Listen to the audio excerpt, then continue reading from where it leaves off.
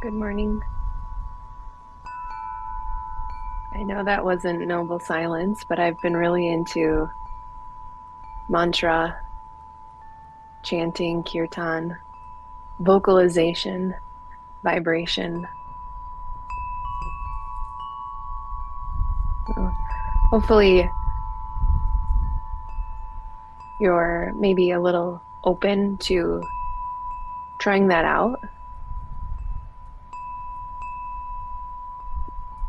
One of my pals in my advanced yoga teacher training was is not was she is a classically trained opera singer, and she was in my YTT. She taught yoga on the side. Music was her passion. Um, to study the human body and I'm not a singer or a musician by any means, but I would think of singing or vocalization as kind of localized in the throat, of course. I know intuitively that it involves breath, but she would study the human body and the vibration throughout the entire vehicle through asana, which I just thought was so fascinating. And I was sharing this yesterday when I was teaching both in midday mindfulness and in my Monday night class. The healing power of vibration. We've been together for a while, so hopefully you know I'm not one for pseudoscience at all. And what is incredible is the truth behind what those ancient yogis have known for so long. Whether you're singing, chanting, humming, even whistling, or spoken word poetry, the vibration is scientifically shown to soothe, regulate your own nervous system, and when practiced together, that healing power is amplified. Incredible. So that's why I'm starting to offer a little bit of the different music, and if you feel called to chant or sing along, I think that's a really cool thing. Anyway, for our practice this morning, we are on the final of our Noble Eightfold Path.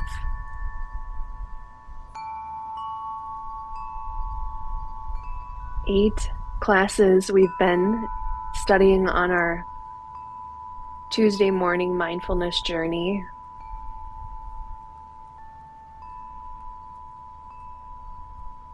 We intentionally started right in the middle so that we could get right into practice.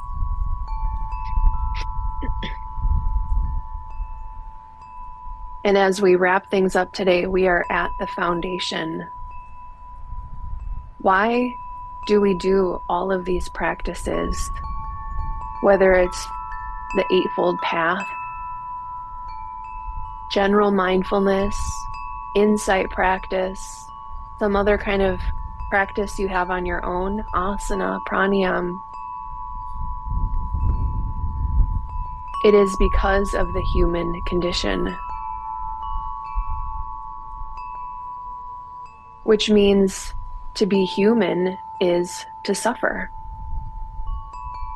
to experience fleeting moments of suffering, sustained moments of suffering, 10,000 sorrows. And because this is a human condition, human, not a Bethany issue, not a me issue, not an I issue.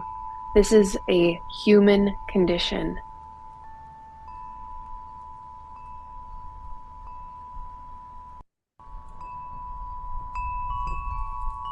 So there's no moral failure. There's no personal deficiency because suffering is being experienced. That is such a liberating understanding.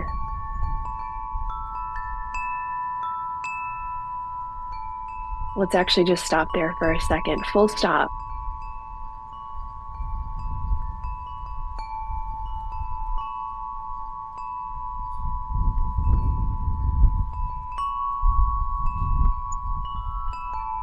Some of our actions may lead to increased suffering, craving, aversion, attachment, lust.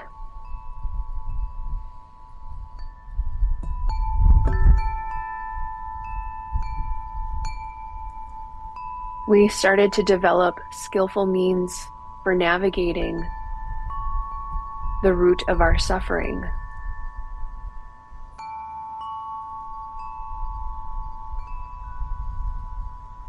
By eliminating the craving, the attachment, the lust,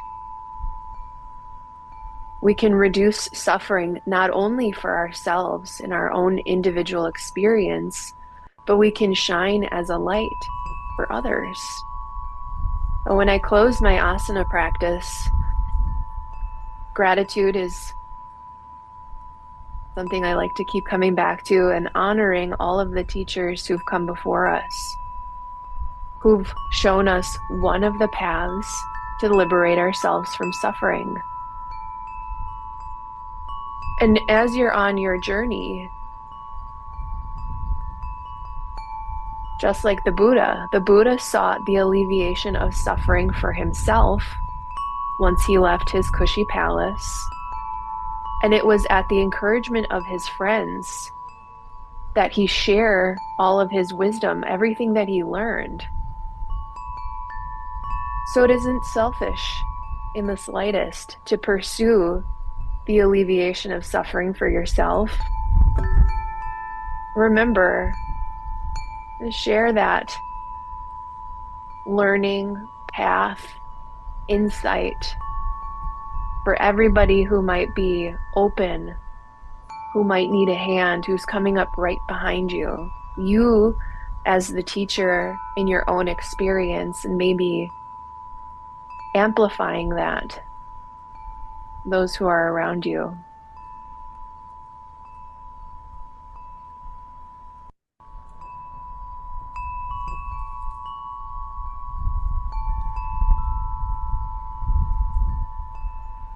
Suffering exists. Sometimes we unskillfully cause suffering to arise. Attachment, aversion, lust, craving. We know suffering can be overcome. And through our skillful means,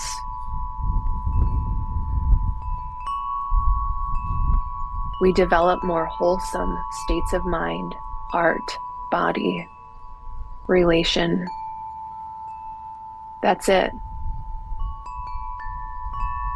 Those are the Four Noble Truths.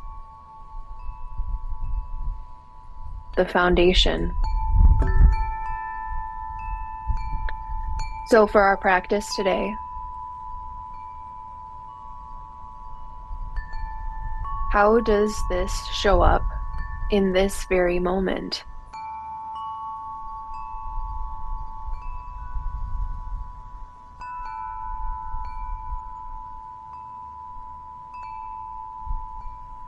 Man, I wish I could be eating my breakfast or scrolling or watching the news or watching the sunrise. Don't know why I came to this meditation.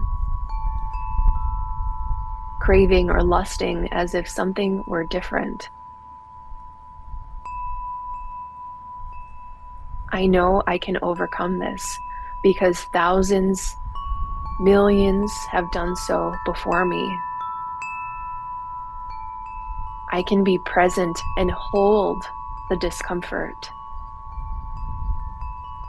Whatever your scenario is that arises can happen in a fraction of a second, as we already know. This is our practice today.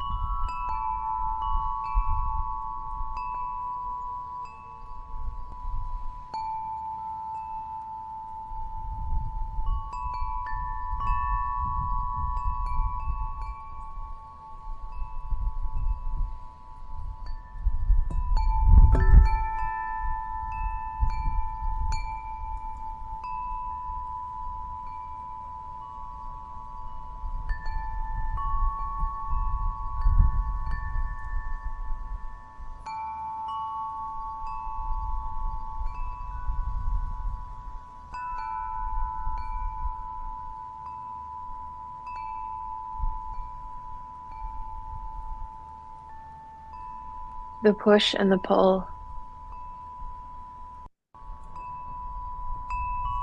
of suffering, lust, aversion, holding on, pushing away, grasping, craving. It can be strong and apparent. And as practice continues, subtlety may become apparent.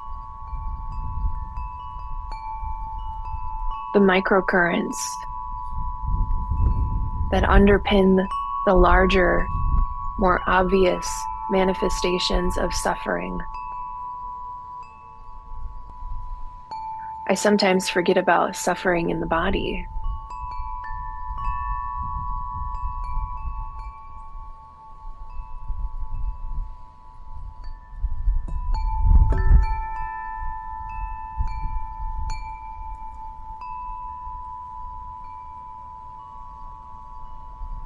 Stick with it. Hold with compassion what arises. Radical self-compassion.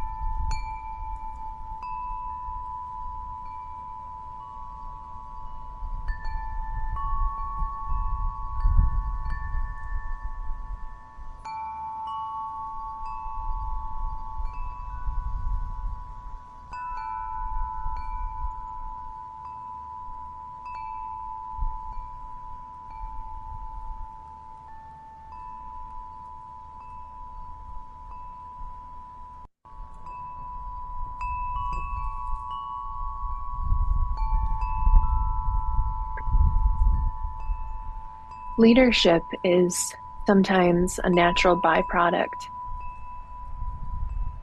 in your family, in your friend group, at work, leadership of yourself.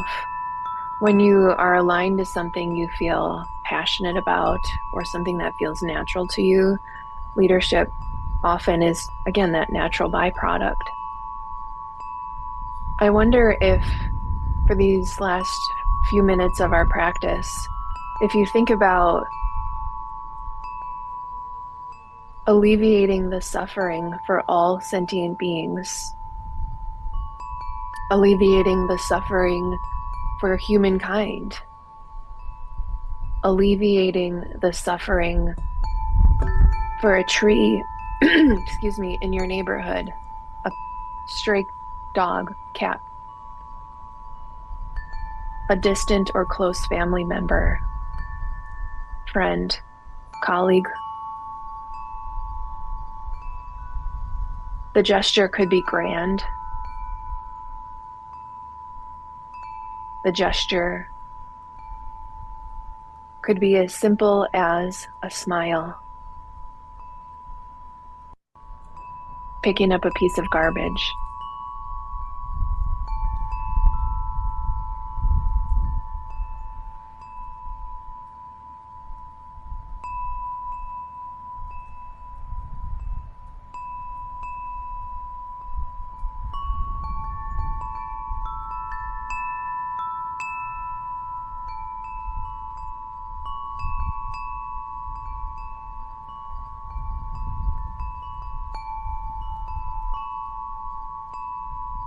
This is compassionate wisdom.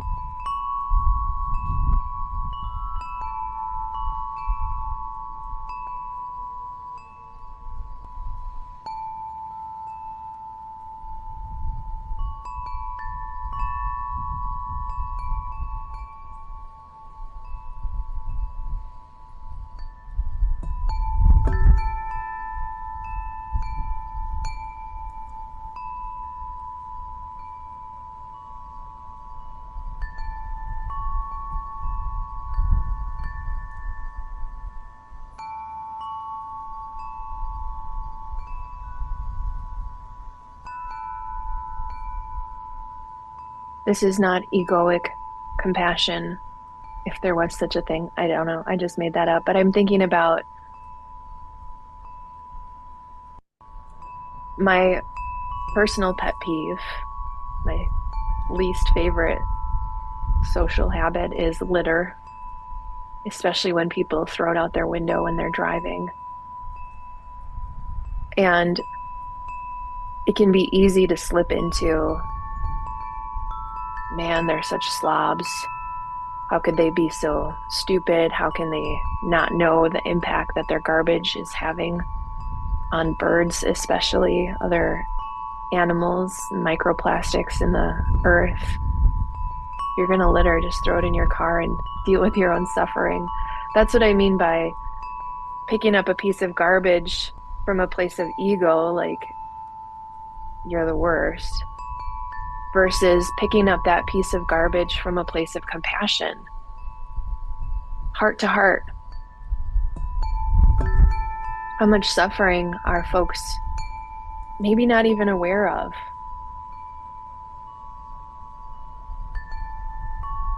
Ignorance, not from, again, moral failure, but because it's not known what the impacts are. Being a leader and picking up because it's the kind thing to do.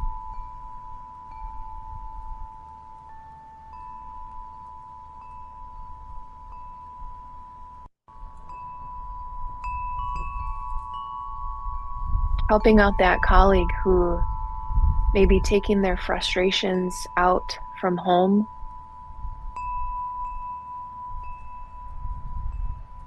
like holding the door, sending an email for them. Not because we're these enlightened beings and wow, we're so cool and we're getting all these trophies, but simply because it alleviates suffering.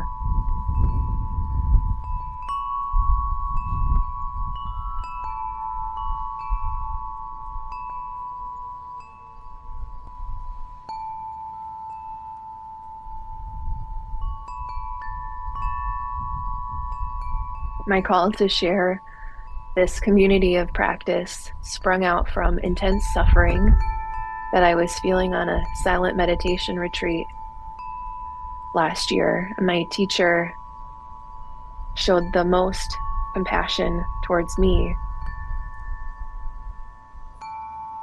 And I just felt called to share all of these practices right back. So, again, it can be grand, it can be as small as holding space, anywhere in between. Quick recap of our Eightfold Path that we've been on.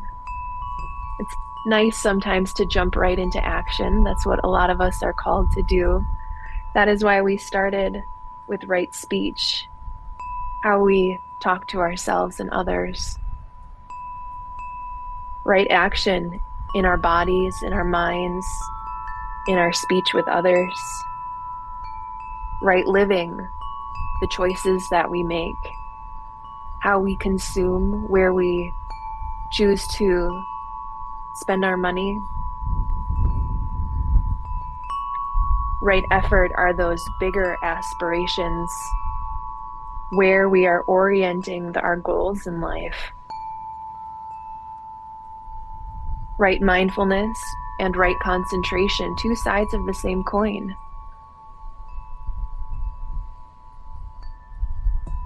Being mindful of our body, our feelings, our thoughts, concentrating on purpose.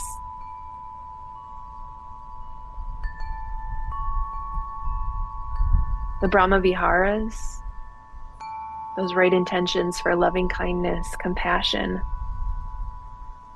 mudita, joy, and equanimity. And today, the foundation of it all, the Four Noble Truths, no moral failures. Suffering is a human condition.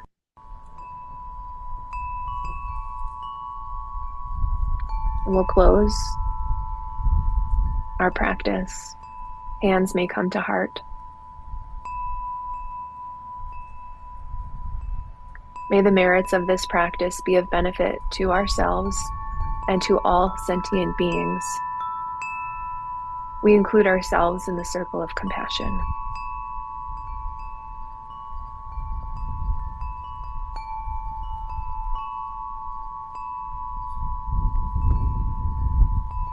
Thank you so much, yogis. I hope you enjoyed these 8 weeks of practice together. We'll probably take a little break from a journey, just do a normal mindfulness practice, if there is such a thing, for a couple of weeks. And if anybody has something they feel strongly about, I'm happy to share any practices that might be supportive, any journeys or any topics. So feel free to text, WhatsApp, email. You know how to find me. And see you soon. Bye, thanks. Thank you.